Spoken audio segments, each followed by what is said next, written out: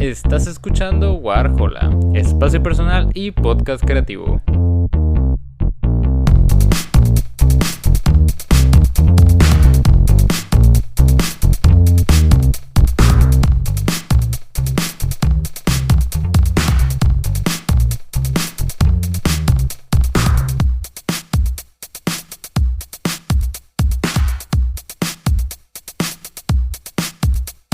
Muy buenas a todos, bienvenidos a un nuevo episodio de Warhola. Y en esta ocasión, en esta despejada noche de sábado, noche de septiembre, nos volvemos a encontrar en un nuevo episodio. Y pues como siempre, porque ya parece que se está volviendo costumbre, una disculpa por el tiempo que estuve ausente como host de este programa, de este podcast. Pero pues nada, parece que ya volvimos al ruedo y pues estaremos un poquito más presentes. Al menos es la idea. Y pues bueno, me gustaría admitir que la premisa de este episodio es en realidad bastante tanto sencilla de explicar y sencilla de entender, diría yo. Y como ya lo pudieron haber visto en el título, pues estaremos estableciendo unos tips. Yo elaboré como esta especie de guía, me gustaría decirle así, esta guía de cómo no entrarle o cómo entrarle a los clásicos, orientado pues al arte en general.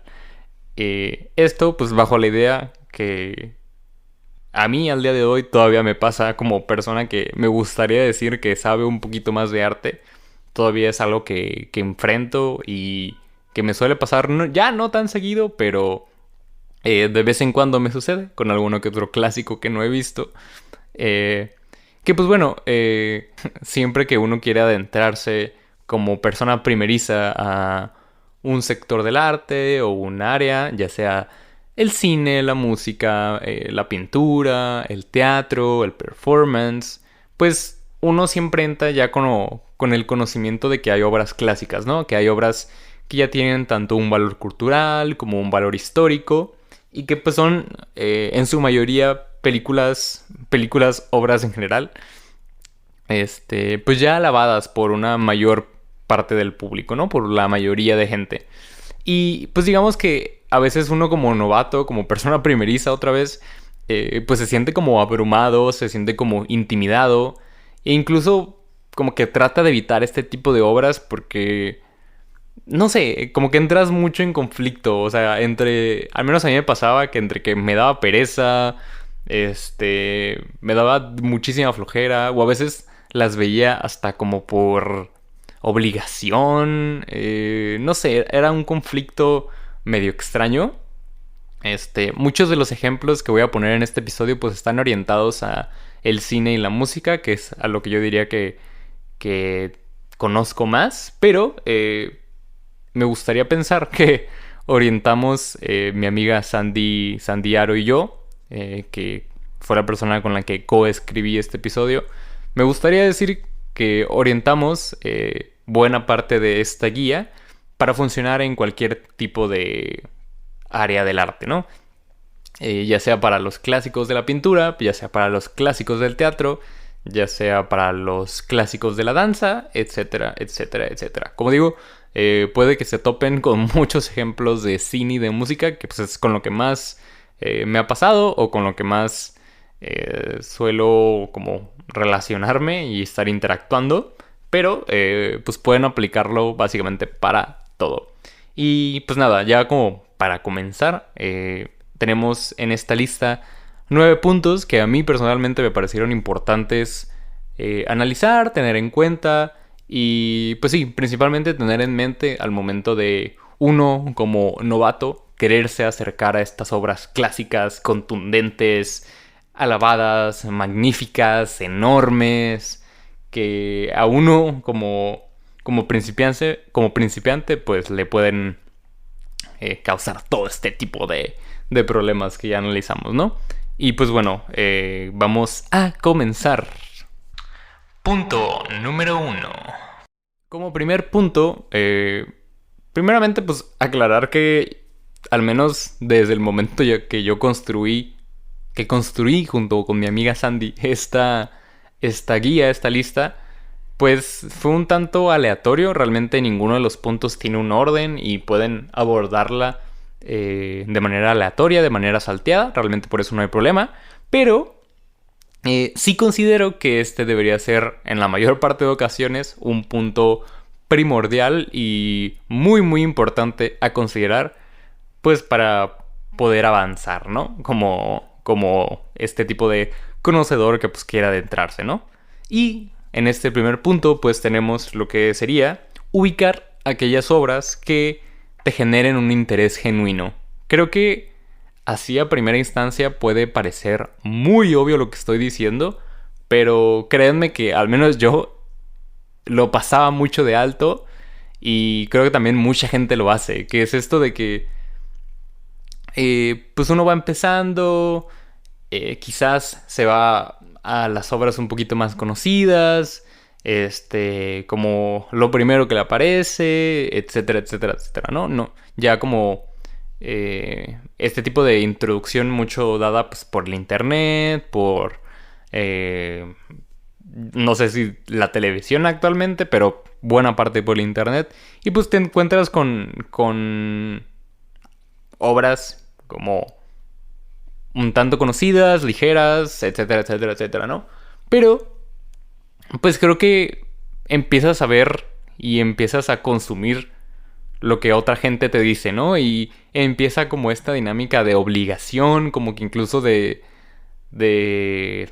hasta sentirlo como una tarea, como un deber, el hecho de, no, pues tienes que ver esta película, o ¿cómo es que no has escuchado este álbum? Si es algo que te gusta o es algo que te interesa.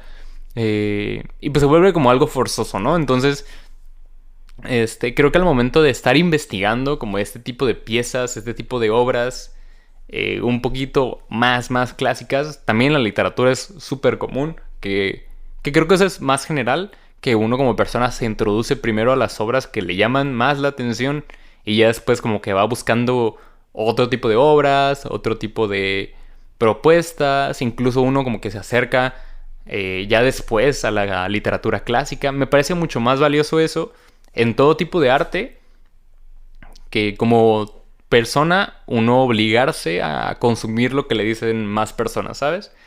Como por ejemplo esta dinámica que tenían algunas escuelas de forzar a los alumnos a leer, no sé, Don Quijote, que pues es un poquito elaborado. Orgullo y Prejuicio, al menos a mí me pasó, yo lo leí en la escuela y lo disfruté, pero sé que no era el caso de la mayoría, porque pues, sucede esto, ¿no? Que es como, pues algo forzado, es parte de una tarea, se vuelve un poquito complicado a veces abordar las obras así. Y pues sí, ¿no? O sea, me parece importante que primero uno identifique, se vaya a hacer una investigación, profundice en, ok, me quiero adentrar en el cine, ok, pues investigo más o menos qué tipo de cine me interesa, si me gusta el cine de terror, pues qué obras de terror a mí personalmente me llaman la atención, e ir haciendo un poquito un descarte de piezas, me parece también importante, en el sentido de que, ok, volvemos al ejemplo del cine de terror, ¿no? Ok, me gusta el cine de terror, pero ¿qué tipo de terror me gusta? Hay muchos subgéneros. En casi que cualquier arte hay subgéneros, ¿no? Entonces, por ejemplo, me gusta el found footage, me gusta el cine de fantasmas, me gusta el cine slasher, me gusta las sagas, no sé. Entonces, por ejemplo, ya una vez como seccionando qué es lo que te llama la atención o qué no te llama tanto la atención, pues puedes ir encontrando piezas un poquito más precisas. Es decir, a mí me gusta el found footage, ok, y por obviedad te van a votar, no sé, Rec, una película española, te va a votar el proyecto de la Bruja de Blair, te va a votar, etcétera, etcétera, etcétera, ¿no? Empiezas un poquito a adentrarte más en algo más específico que te llama la atención y que no dejan de ser clásicos.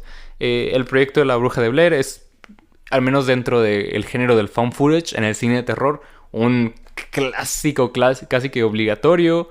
Rec, pese a que creo que ha estado un poquito ya más perdida con el paso de los años, también es un clásico dentro del found footage, incluso dentro del cine de zombies. Entonces sí, vas de alguna manera descubriendo puntos más específicos y cosas que se adecúan más a tus intereses iniciales, ¿no? Que me parece bastante valioso. Punto número 2. Como segundo punto, que volvemos a lo mismo, esto no tiene realmente un orden en especial, tenemos abordar las obras desde una perspectiva neutra, sin expectativas enormes ni forzándote a que te guste. Esto igual se ve, digamos, en esta situación hipotética, pues ya empezaste a consumir obras que te interesaban, que se adecuaban un poquito más a tus intereses de ese momento, a tus gustos. Y digamos que ya quieres brincar a las obras más pesadas, a las obras que a todos les gustan, a las obras que te recomiendan en clase. Al menos cuando estudias algo relacionado con el arte pasa muchísimo esto.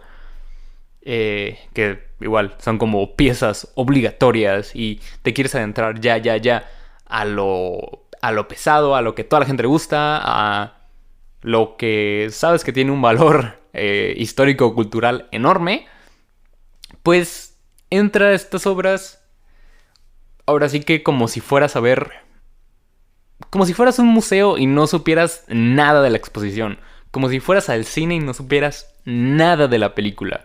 Es decir, sin ningún tipo de expectativa, ni buena ni mala, porque siento que a mucha gente le pasa que se va muy predispuesto a ver obras y eso afecta muchísimo el cómo las percibes, quieran o no.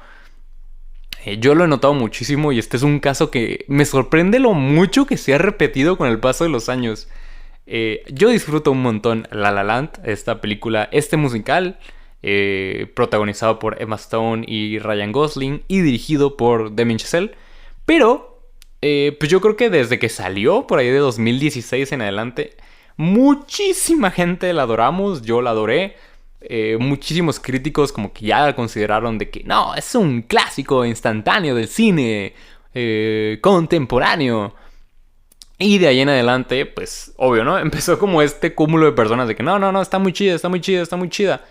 Y para la gente que no llegó a verla en cines, que ya la redescubrió o la descubrió mucho tiempo después, como que ya iban con este chip, ¿no? De, no, pues está muy chida, a todos les gusta, estuvo nominada al Oscar, bla, bla, bla, bla, bla. Y me han tocado muchísimos casos de gente que dice, no está tan chida. O de que, y esto, bueno, esta etiqueta sí es algo que me molesta porque me parece que mucha gente no lo usa de la manera correcta y lo usa de una manera súper banal, pero es como esta etiqueta de, está sobrevalorado. Y puede que no, puede que sí tenga un valor, pero, pues bueno, toda esta gente que me ha tocado que, no, es que no está chida o... me la plantearon como que estaba muy cool. Pues es gente que a final de cuentas ya viene con una predisposición a la obra. O sea, que ya los atiborraron en su momento de críticas positivas, de alabanzas, de pues opiniones positivas por doquier, ¿no? Entonces, pues uno entra ya a la obra con una predisposición hecha de que no, pues me va a gustar, a todo mundo le gusta. Y cuando hay algo que no te hace clic, pues empieza como este odio hacia la obra, ¿no? Entonces es como, ay, ¿por qué a toda la gente le gusta? O esto y el otro.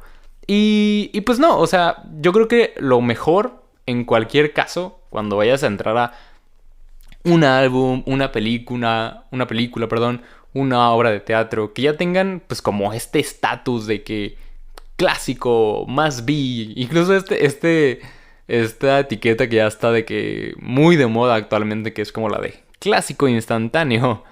Pues sí, o sea, entrar a la obra realmente en ceros, no en ceros pues, pero en blanco, en el sentido de que no vayas con una predisposición de me va a gustar porque a la gente le gusta o no me va a gustar porque a la gente no le gusta, porque también es súper común eso, o sea, que hay películas, por ejemplo, que la crítica o la mayor parte de gente la detestó y a ti te gusta o te puede llegar a gustar.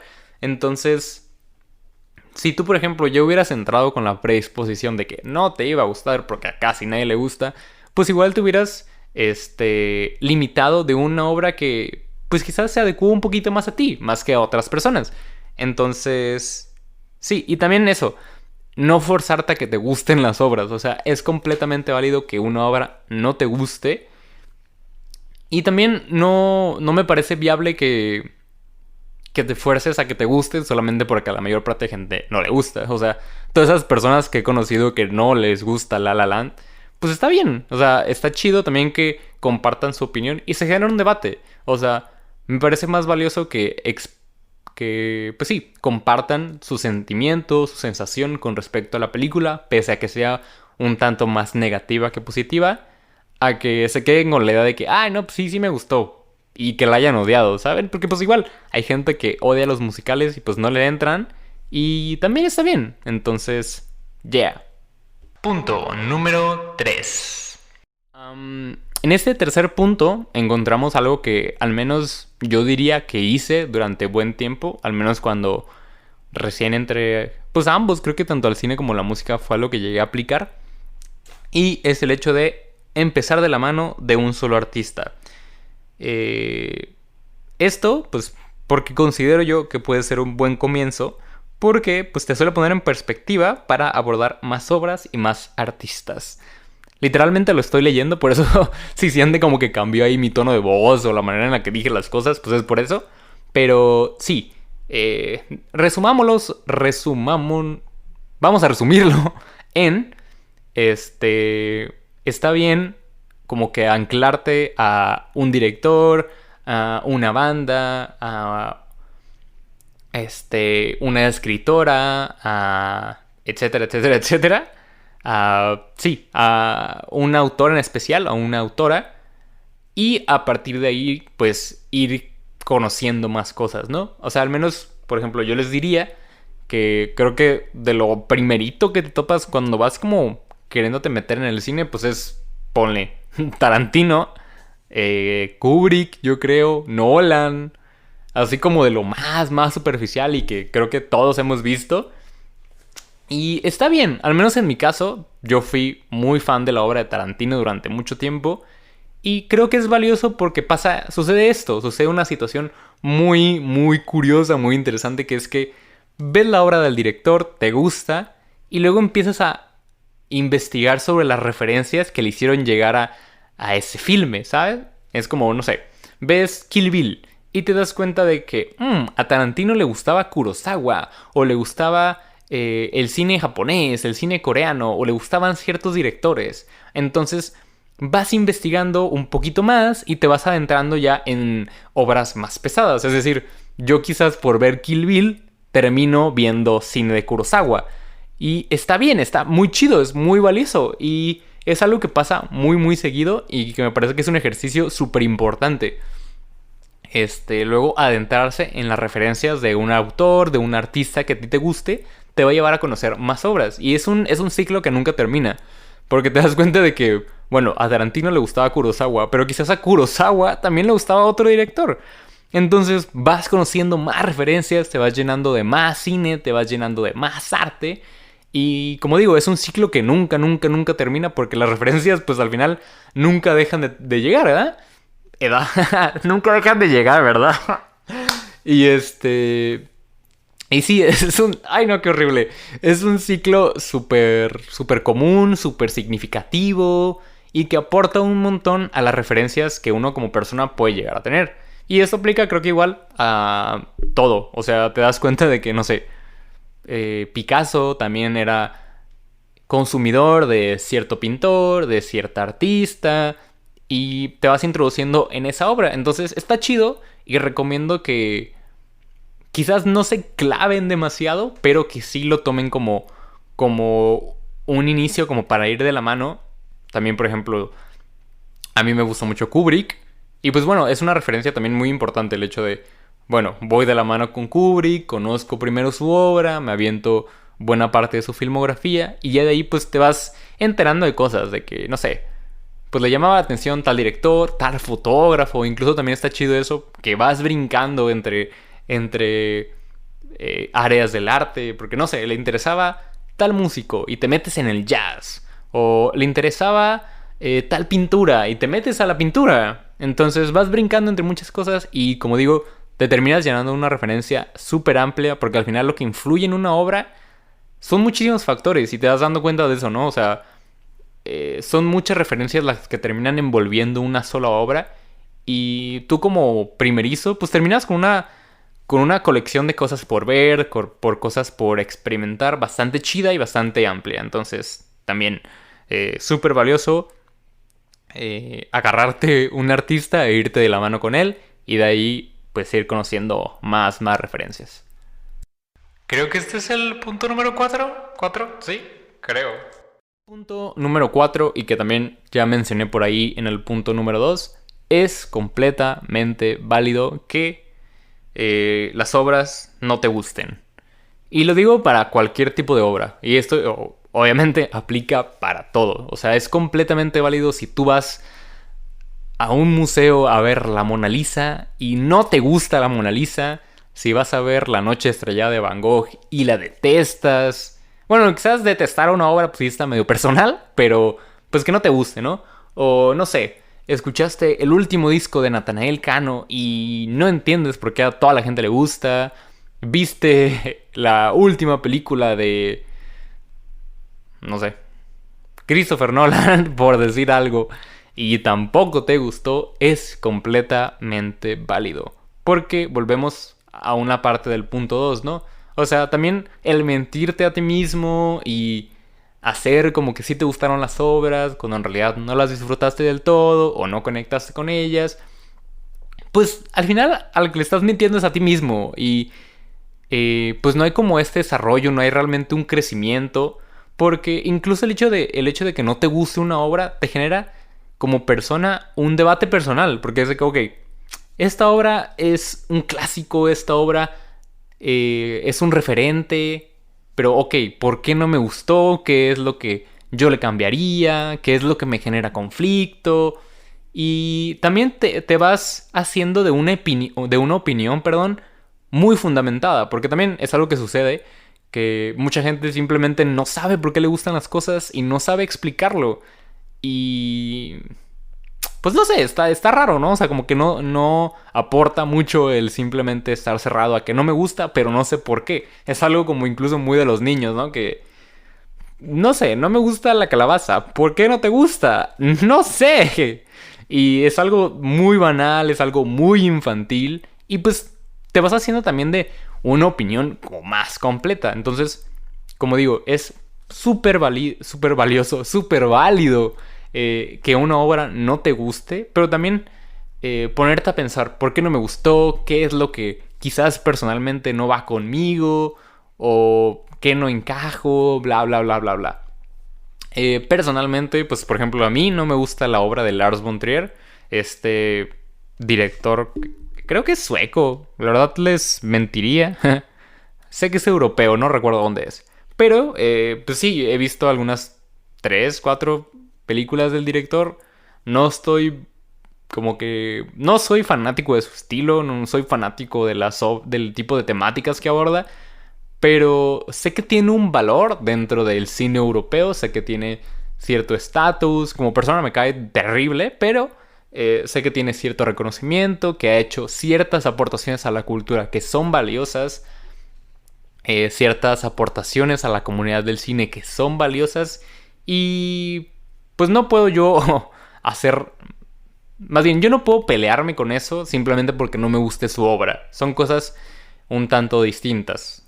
Pero, pues sí, volvemos al punto básico. Es válido que algo no te guste y está chido también conocer por qué no te gusta, porque te vas haciendo de una opinión más fundamentada, vas también debatiendo contigo mismo y es un ejercicio también muy, muy chido.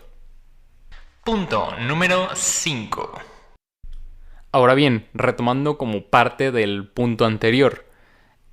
Una obra, la viste, no te gustó, quizás supiste identificar por qué no te gustó. Me parece también bastante hasta necesario dejar reposar la obra. O sea, no sé, la viste en mayo, no te gustó, no te latió tanto, o te pareció aburrida, o no sé. Está bien dejarla y quizás a los años, a los meses, encontrártela por ahí como persona que te encuentras en la calle y volverla a conocer. O sea, volver a entrar en blanco. Volvemos al punto número 2, entrar en blanco a las obras. volver a entrar en blanco con ninguna predisposición de que, ok, no me gustó antes, pero puede que ahora me guste. Entrar en blanco, así, sin nada, sin nada, pelón. Y entrar y revisitarla y redescubrirla, ver que quizás hay cosas que te parecen valiosas, ver que quizás hay cosas que sí te gustan, quizás simplemente no conectaste, no sé, con la producción, con ciertos arreglos, no conectaste con las actuaciones de ciertos actores en específico, no te gustó el guión, no te gustó la iluminación de la obra. Te da otros puntos de vista. Y también, reitero, me parece valioso dejarlas reposar y luego volver a ellas. No como obligación, sino como más un interés propio. Porque te vas dando cuenta de que quizás no lo odiabas tanto. O quizás había cosas que finalmente sí te gustaban. Me gustaría poner un ejemplo preciso. Pero me suele pasar mucho más con álbumes que a primera instancia me abrumaban, me parecían cansados, me parecían hasta aburridos. Y luego me di cuenta de que me gustaban un montón. O sea, les agarré el gusto. Últimamente diría, y no me gustaría admitir esto, pero me pasó con el último álbum de las Shadow Puppets. Este proyecto que tienen Miles Kane y Alex Turner. Que incluso yo tenía el CD. O sea, yo llegué a comprar el disco. O sea, este segundo disco, el que se llama Everything You've Come to Expect. Yo tenía el disco, yo lo llegué a comprar. Yo fui a cierta tienda departamental a comprarlo y rara vez lo escuchaba. Me gustaban mucho, si acaso yo creo que 2 rolas de un álbum de 14, 13 rolas. Y pasaron años, o sea, yo compré ese disco en la secundaria. Y hace yo creo que unos meses, o sea, en este ya 2023, llegué a toparme con él porque una amiga es muy fanático de este grupo. Lo volví a revisitar y me di cuenta de que ya había cosas que me gustaban mucho, que la lírica del álbum, la manera en la que escriben tanto Miles Kane como Alex Turner me gusta mucho. Estos arreglos, esta propuesta más de Scott Walker, de David Bowie.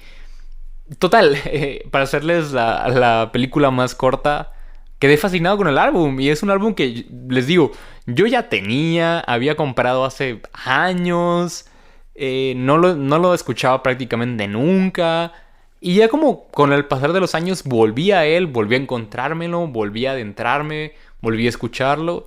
Y me hizo clic y funcionó. Y quizás hay canciones que aún al día de hoy no me parecen tan significativas como otras, pero ya mi perspectiva cambió. Y implica eso pues muchas cosas, ¿no? O sea, la persona que eres en ese momento, la madurez personal que tienes, personal referente a lo emocional, qué otras obras ya has consumido, etcétera, etcétera, etcétera. Entonces sí, ese como ejercicio lo recomiendo hacer, no es obligatorio, pero me parece que también aporta cosas bastante interesantes y bastante significativas. El hecho de que ves la obra, quizás te gusta, quizás no, pero dejarla en el refri un ratito que se enfríe y luego quizás volverla a meter al microondas, ponerle sus 40 segundos, porque hay gente que neta le pone 2 minutos al microondas, neta no sé qué piensan, y pues ya recalentada, un poquito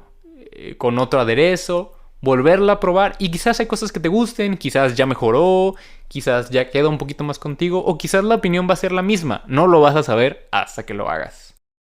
1, 2, 3, 4, 5. Creo que ese es el 6. Punto número 6. Para este punto creo que se pueden dar cuenta que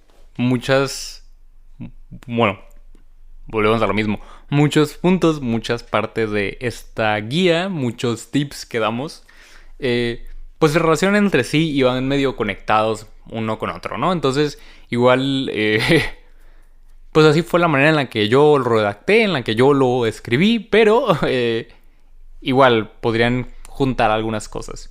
Y pues bueno, en este punto número 6 encontramos algo un tanto existencialista, un tanto filosófico, que pues es que a final de cuentas somos seres humanos, somos seres cambiantes que pues nunca tienen una opinión final de nada, de absolutamente nada.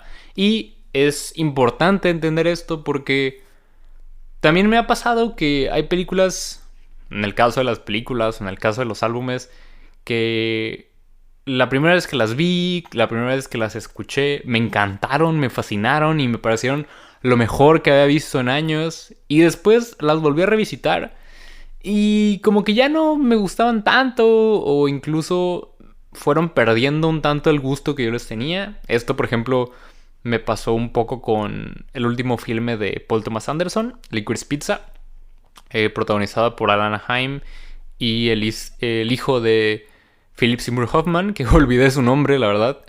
Pero sí, o sea, yo recuerdo que la primera vez que la vi me pareció así de que ¡wow! Increíble. Pero pues también llevaba mucho tiempo viendo, o sea, esperando una nueva película de Paul Thomas Anderson. Y reitero, me encantó, me pareció neta de lo mejor. Me gustó un montón la fotografía, el guión, los personajes, ciertas escenas. Y la he llegado a ver yo creo que unas 2, 3 veces más después de esa primera ocasión. O sea, he visto al final del filme como unas 4, 3 veces. Y siento que se ha ido desgastando mi gusto conforme la veo. O sea, la segunda vez que la vi igual me gustó, pero fue como, como que hay algo que no me encanta del todo. La tercera vez como que igual, como que le fui perdiendo el gusto a ciertos aspectos. Y ya, al menos me acuerdo que la última vez que la vi ya se me hizo un poquito pesada. Que cierta interacción de los personajes como que ya no me gustaba. Como que ciertas cosas del guión me parecían un tanto sosas.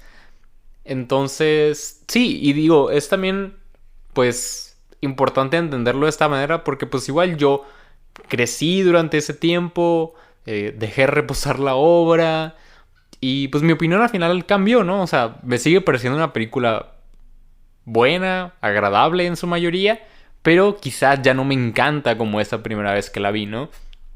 Y esto también puede ser al revés.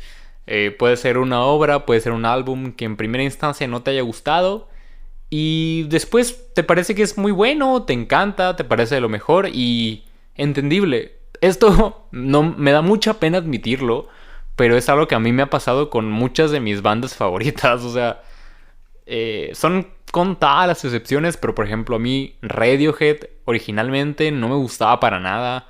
Vampire Weekend, que es de mis bandas favoritas, también no me gustaba.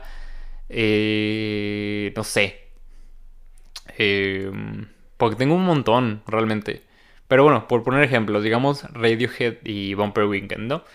Y no me gustaban, no me parecían que aportaban algo significativo. Y después de un tiempo volví a escucharlos o llegué a cierta canción y fue de que, ¡fua! Un mind blowing, ¿no? Un descubrimiento increíble porque era de que, no manches, tienen estas referencias o me gustó un montón este álbum. Y ya de ahí en adelante pues me gustaron. También me pasó con Interpol, también me pasó con Interpol. Entonces ya posterior a, pues me gustaron, me parecieron de lo mejor. Y pues sí, también no quedarse atado a una opinión. Porque pues a final de cuentas, pues no creces, o sea, no creces como conocedor artístico, como conocedor de arte, no creces como persona, no creces en ningún aspecto, o sea, realmente no te aporta nada el quedarte tú de la mano con una opinión del pasado, porque pues a final de cuentas cambiaste y de hecho sería algo malo que no hubieras cambiado en ese tiempo, pero pues también es válido, o sea, puede quizás que sea triste o que sea como medio deprimente el hecho de que una obra que te gustaba un montón, una pintura, ya con el paso del tiempo quizás ya no te agrade o te parezca un tanto banal, pero pues hubo ciertas circunstancias que pasaron, que sucedieron durante ese lapso de meses, de años, de siglos, que cambiaron en ti y que pues que hicieron que de alguna manera también cambiara tu perspectiva de la obra. Y como todos los puntos que hemos analizado aquí, es completamente válido. Punto número 7.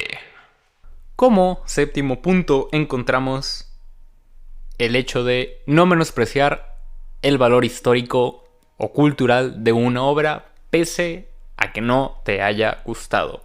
Y esto sí va en relación específica a ciertas obras, o sea, que estuve viendo durante el lapso de este año y como que ninguna me hacía clic o como que no llegaban a la altura de el gusto de la mayoría de gente. O sea, como que yo no las adoraba tanto como la mayor parte de la sociedad. Y... Pero aún así, como digo, como que entendí su valor, entendí por qué fueron tan importantes, entendí por qué son tan significativas para la cultura. Y volvemos a lo mismo. Pese a que no me guste, pues valoro este punto, ¿no? O sea, valoro la obra como aporte a la cultura del mundo. Y como digo, esto sí va relacionado con ciertas obras que fueron buena parte de la filmografía primeriza, como la primera parte de la filmografía de Martin Scorsese, que pues me la fui encontrando por ahí. O sea, he visto varias obras de él, he visto varias de sus películas y muchas me gustan mucho, pero como que esta primera parte no me hacía mucho clic y es, yo creo que, no de lo más alabado, pero de lo que más se le suele aplaudir al director, ¿no? Entonces, por ejemplo, llegué a ver Casino, que me gustó, pero pues no me gustó tanto como la mayoría de gente, o sea, no me fascinó y me voló la cabeza, me gustó y se me hizo bien. Pero, por ejemplo, hubo otros dos filmes que fueron Mean Streets y Raging Bull, ambas protagonizadas de alguna manera por Robert De Niro, que pues por ejemplo Raging Bull, esta película que se centra pues, en la vida de un boxeador que es problemático y tiene como estos vínculos con la mafia como buena parte de la filmografía de Scorsese. Este... Yo creo que nunca terminé de hacer clic con la película, o sea, ni con el personaje de De Niro, ni con el de Joe Pesci. No, o sea, simplemente como que no funcionó para mí la película. Pero entiendo por qué es tan importante para la filmografía de Scorsese. Entiendo el valor que tiene por su blanco y negro, por las actuaciones, por el guión que escribieron, por el momento en el que salió la película. Porque pues muchas obras son significativas en el momento en el que se lanzan, son significativas en ese contexto histórico. Y también es importante eso, pues, porque obvio, los años cambian, la sociedad cambia, todo cambia, porque igual que el punto anterior, somos seres cambiantes y hay cosas que ya no nos parecen correctas, que creo que es algo que sucede mucho ya actualmente. Hay muchas cosas que ya no nos parecen correctas, hay muchas cosas que nos parecen correctas al día de hoy, que quizás antes ya no lo eran. Y también como que no entrar en conflicto con ese tipo de cosas y analizar la obra, que es también un método de análisis, analizar la obra desde su contexto, desde dónde está ubicada, desde el momento en el que surgió, desde cómo se desarrolló, desde todo eso, también te da ciertos parteaguas, cierta perspectiva crítica, que también pues es mucho... que te da para entender muchas cosas, o sea... Por ejemplo, todo este tipo de películas de Martin Scorsese, como que muy de los años 60, 70, pues tienen como que mucha, pues no mucha violencia, algo sí, pero creo que a mucha gente le podría parecer que hacen como demasiada alusión a la mafia, como que la glorifican, romantizan este tipo de situaciones, pero por la situación, por el contexto histórico, por cómo se fueron desarrollando, por sus involucrados, pues te das cuenta que quizás la obra lo que trata de representar pues no es una glorificación, no trata de magnificar a la mafia, no trata de hacerte ver como que está chido, porque bueno, en muchas obras de Martin Scorsese, Goodfellas por ejemplo, pues al final, el final de la película es un tanto trágico, ves cómo es toda esta problemática del personaje principal, entonces también entenderla desde esa manera, entenderla desde su contexto, desde su momento histórico, te va a dar un entendimiento de la obra mucho más amplio que si la analizas desde tu perspectiva contemporánea. O sea, y ambas perspectivas te van a ser valiosas, pero me parece que la primera, la histórica, te va a dar para entender muchas cosas. Que quizás te va también a ti a fundamentar el por qué no te gusta o el por qué te gusta, pero volvemos a un punto anterior. Si no te gusta, está bien, pero te ayuda a entender por qué no te gustó y te ayuda a entender también el valor de la obra y por qué, pese a que no te guste, mucha gente la considera, wow, un clásico. Punto número 8. Como octavo y penúltimo punto, algo que también creo que puede parecer un tanto obvio a primera vista, pero me sorprende también la cantidad de gente que lo omite. Yo a veces lo hago, no me gustaría admitirlo, porque yo soy el que está dando los tips. Es como si tu doctor no tomara los medicamentos que te receta, ¿sabes? Está raro, pero este punto incluye tratar de brindar la mayor atención posible. Obvio, esto podría ir interconectado con el primer punto, que es introducirte, entrarle a obras que sean de tu interés genuino, que genuinamente te llamen la atención, que genuinamente te interesen, que genuinamente causen algo dentro de tu química cerebral, que digas, wow, quiero ver esto, independientemente de lo que sea, o quiero escuchar esto, porque, no sé, porque algo te llama la atención. Pero, siempre, siempre, siempre tratar de brindarle la mayor atención a la obra, porque no en todos los casos sucede, pero hay obras que te obligan a que les prestes atención. O sea, que hay ciertos detalles, que hay ciertos nombres, que hay ciertas referencias, que hay algo. Hay ciertos detalles que te vas a perder si no estás completamente atento. Algo que, bueno, algo un poquito más, como contemporáneo, que creo que sucedió bastante, fue con Oppenheimer, esta última película de Christopher Nolan, que, pues bueno, era un contexto histórico bastante importante, bastante influyente, fundamental dentro de la historia de la humanidad. Pero, pues, supongo que a mucha gente le pasó, incluso a mí me pasó, que nos abrumamos con la cantidad de diálogo, de personajes, de situaciones, de espacios, de fechas, de conceptos de la física, conceptos de química. Y todo sucede como tan rápido, pese a ser una película de 3 horas, que yo creo que mucha gente como que se abrumó o se perdía ciertos fragmentos y ya no entendía nada. Y me da pena decirlo, pero es una obra que te pide a cachetadas, te clava las uñas y te dice, préstame atención. Porque si no, neta, no lo vas a entender, no vas a experimentar la obra al completo. Es como, por ejemplo, si vas a ver una obra de Edward Hopper, si vas a ver una pintura de, quizás no de Jackson Pollock, a pesar de que a mí me gusta mucho Jackson Pollock, de Basquiat, por ejemplo. Vas a ver una obra de Basquiat. Las obras de Basquiat son obras que tienen demasiados detalles, que el chavo le ponía frases, hay muchas capas de pintura y son cosas a las que no te vas a dar cuenta a menos que les prestes atención, que te sientes en el banquito en el museo y te quedes viendo la obra durante mucho tiempo. Los murales de Orozco también son muy así, de demasiados detalles, que si tú nada más pasas por la sala y como que lo ves superficialmente, te lo vas a perder. Y tu perspectiva va a cambiar mucho si haces eso, si la pasas superficialmente, si le das un rondín nomás, si... ¿Saben? Entonces, sí, hay obras que sí te obligan, que sí es como súper necesario que estés muy atento, pero hay otras que no. Pero igual, por respeto a la obra, me parece fundamental hacerlo de esa manera. Que volvemos, como digo, al punto número 1. Busca algo que te llame la atención para que también esto no sea un trabajo forzado. Para que también no sea de que, ay, no, pues es que Baruch me dijo que le tengo que prestar atención. Pues no, o sea, enfócate en algo que te guste, enfócate en un área que te llame la atención, en cierto pintor, en cierta, no sé, guitarrista, en cierta saxofonista.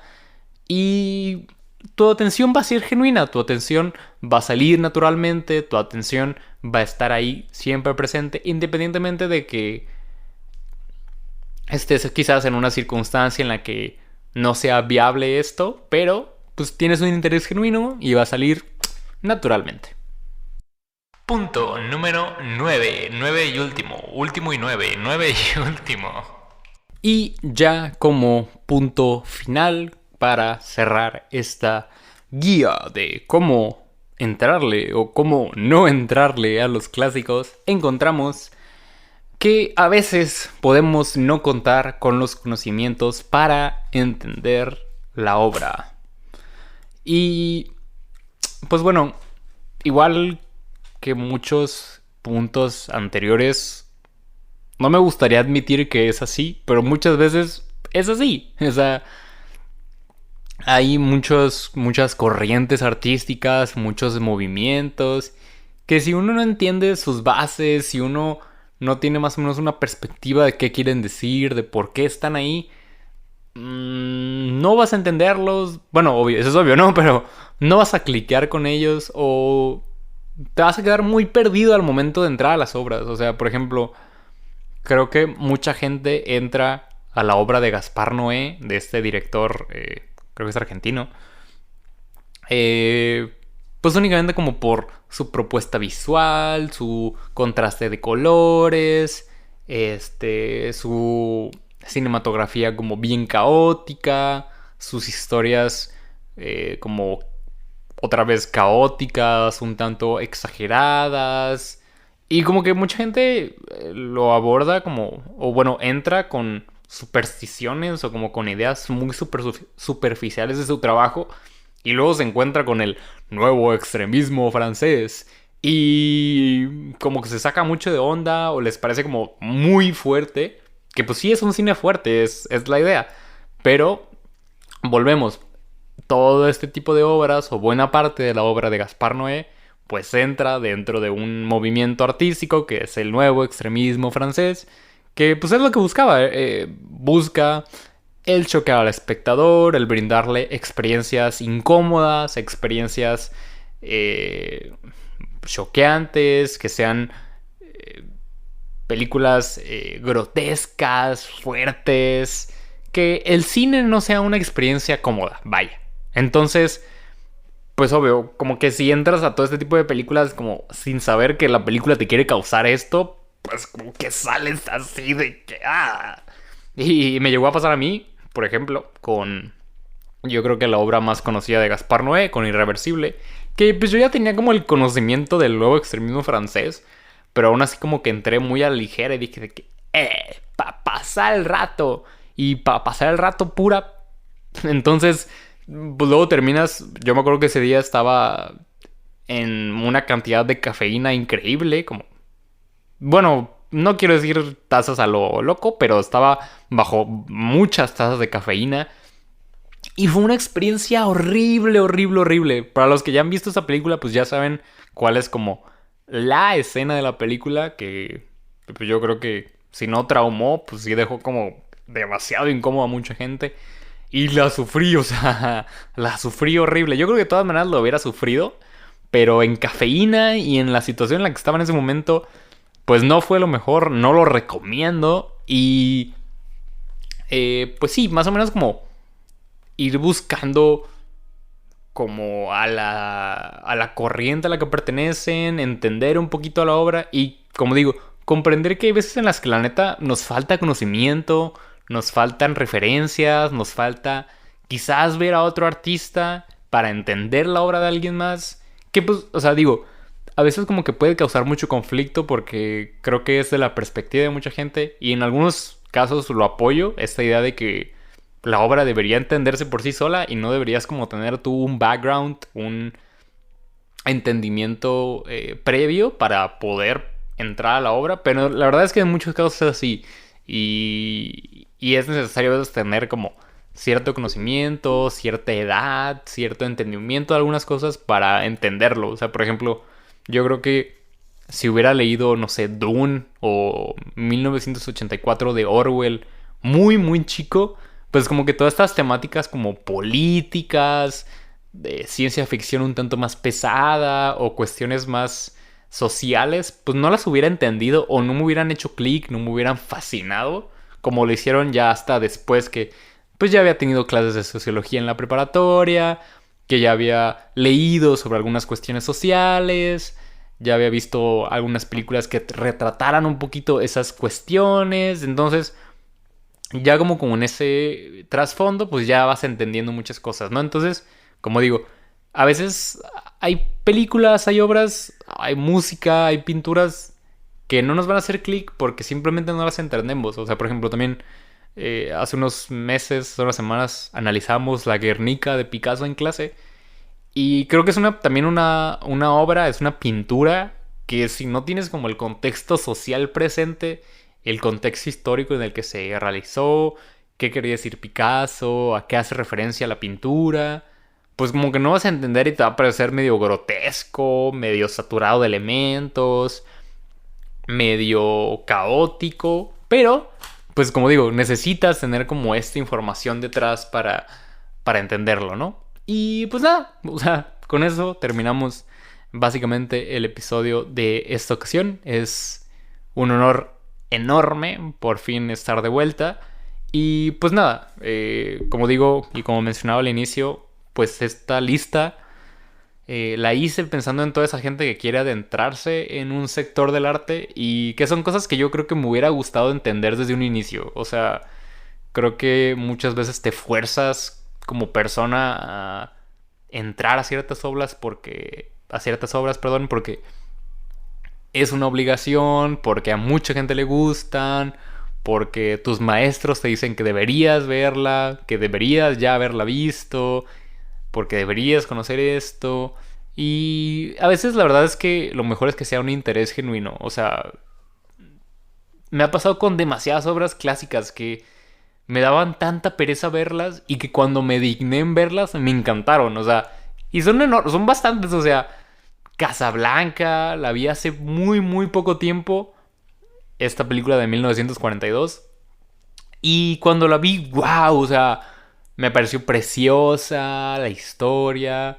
El Padrino, o sea, yo neta, yo creo que desde que estaba en la secundaria mis maestros, al menos con los que platicaba de cine, me decían de que no, deberías ver, pues, o más bien era mucho esta perspectiva de que, ¿cómo que no has visto El Padrino? Y me daba una flojera terrible, terrible, porque pues, toda la trilogía es más de 3 horas, o sea, todas las películas son súper largas. Y ya eso que un día me senté con mi padre y vimos El Padrino, vimos El Padrino 2, vimos El Padrino 3. Y yo así de que, wow, Al Pacino, wow, Marlon Brando, wow, la mafia italiana. Y me pareció súper significativa, me gustó un montón, me voló la cabeza. Pero luego, por ejemplo, me topé con obras como Apocalypse Now, que también es, wow, de lo más imponente, de lo más importante dentro del cine bélico.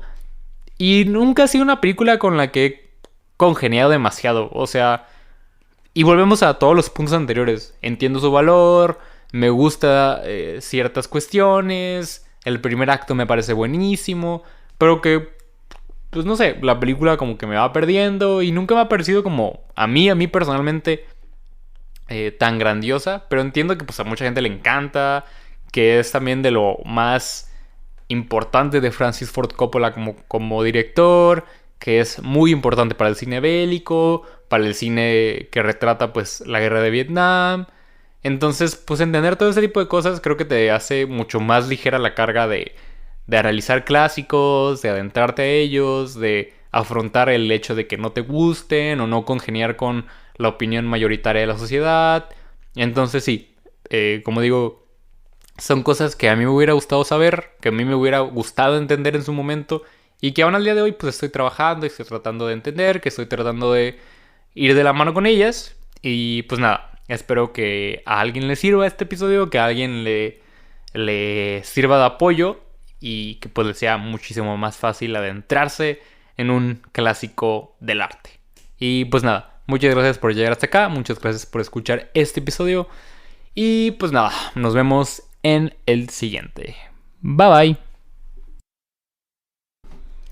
Gracias por escuchar este episodio de Warhola. No olvides seguirnos en Instagram como WarholaMX y si el proyecto es de tu agrado y quisieras apoyarlo, también contamos con Patreon. Una vez más, muchas gracias por escuchar y nos vemos en el siguiente episodio. Bye bye.